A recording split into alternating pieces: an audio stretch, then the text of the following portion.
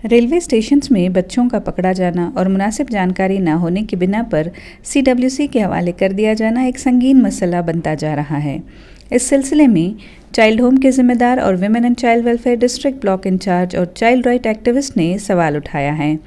बच्चों का बड़ी तादाद में इस तरह पकड़ा जाना और बच्चों को खुद इसकी जानकारी ना होना कि वो किसके साथ हैं और कहाँ जा रहे हैं, इस मुद्दे पर एक प्रेस कॉन्फ्रेंस करके मुफ्ती इफ्तिखार कासमी प्रेसिडेंट जमीयत उलमाए हिंद कर्नाटक का कहना है कि दीनी मदारिस कौम व मिल्लत के लिए रीढ़ की हड्डी की हैसियत रखते हैं जिससे मज़हब की बका है, लेकिन मुल्क के मौजूदा हालात के तहत मदारिस में इन्हितात या स्टैंडर्ड में कमी वाक़ हो गई है।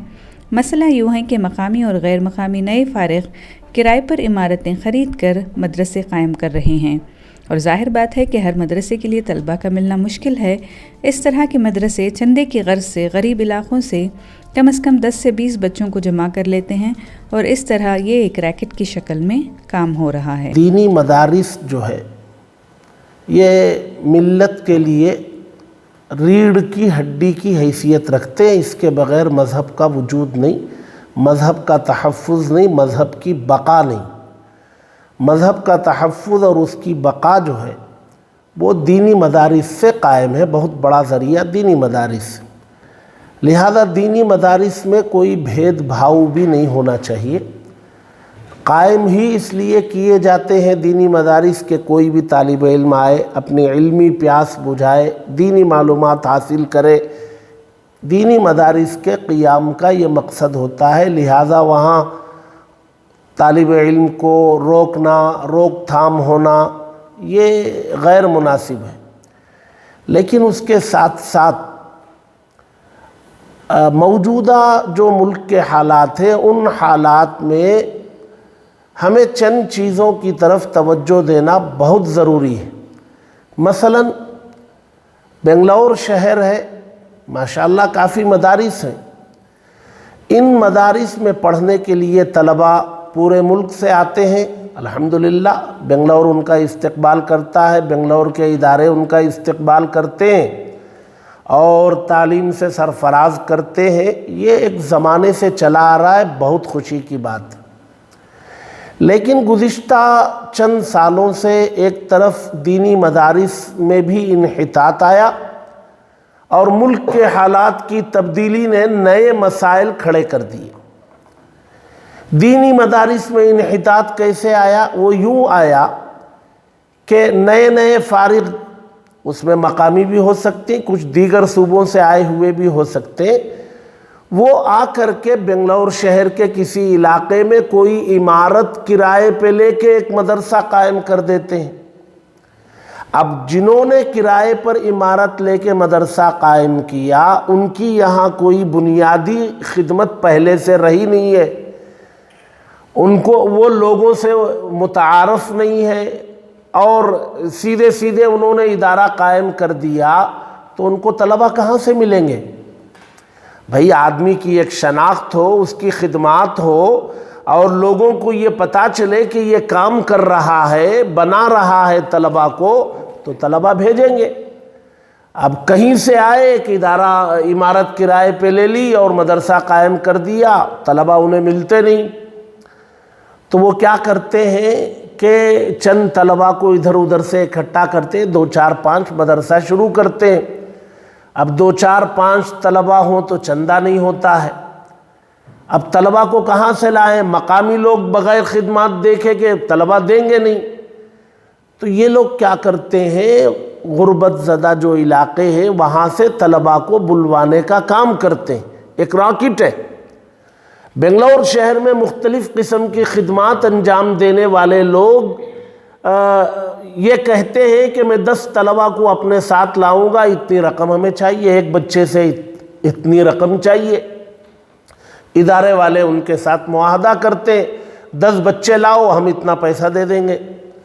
अब ये मुख्तलिफ़ सूबों से, बिहार से, उड़ीसा से, बंगाल से, आसाम से, इन इलाक़ों से 12 15 20 बच्चों को एक साथ ले आते।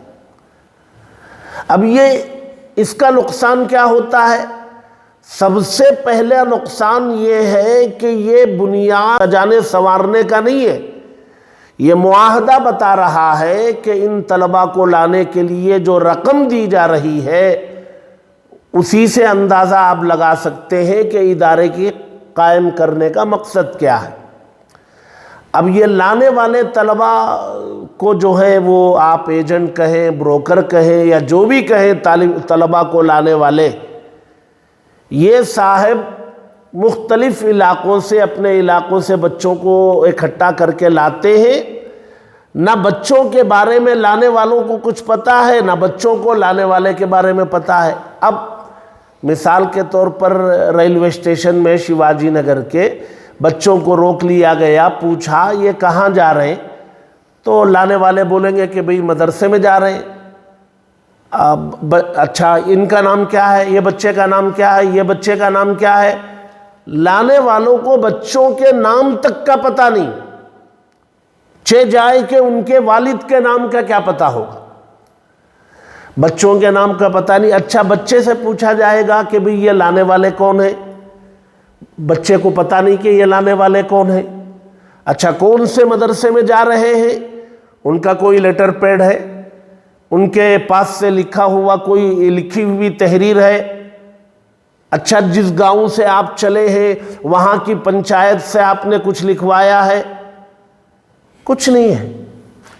ظاہر سی بات ہے وہ لوگ بچوں کو پکڑتے ہیں اور وہ کہتے ہیں کہ ہمیں شبہ ہے کہ جو ہے اعضاء کی تجارت کرنے کے لیے لے جا رہے ہیں، آرگنز کا بیوپار کر رہے ہیں، یا جو ہے بچوں کو لیبر کے کام پر لگانے کے لیے لائے ہیں۔ ہمیں کیا پتہ، کیسے ہم یقین کریں کہ یہ مدرسے کے لیے بچوں کو لائے؟ ظاہر سی بات ہے بنگلور شہر میں جتنے مدارس ہیں ان مدارس میں پورے ملک سے کہیں سے بھی کوئی بچہ آ کے پڑھ سکتا ہے، لیکن وہ بچہ اپنے سرپرست کے ساتھ آئے۔ ادارے والے اگر یہ جو ہے شرط لگا دیں، مثلا اب ماربلز کی دکان ہے جگنی روڈ میں بہت ساری، اب وہاں لیبر بہت سارے مسلمان ہیں، اب وہاں لیبر کا کام کرنے والا کوئی اپنے سالے کو لے آتا ہے، لے آؤ بھائی، وہ ساتھ میں لائے گا اور اپنے سالے کو داخل کرے گا۔ کسی مسجد میں کوئی مؤذن ہے وہ اپنے بچے کو لے آئیں گے، لاؤ بھائی، ان کا سرپرست بنگلور میں موجود ہے، اس میں مسئلہ نہیں ہوگا۔ مسئلہ ہو رہا ہے ایجنٹ گری میں، جو بلک میں لے آتے ہیں 12-15 بچے۔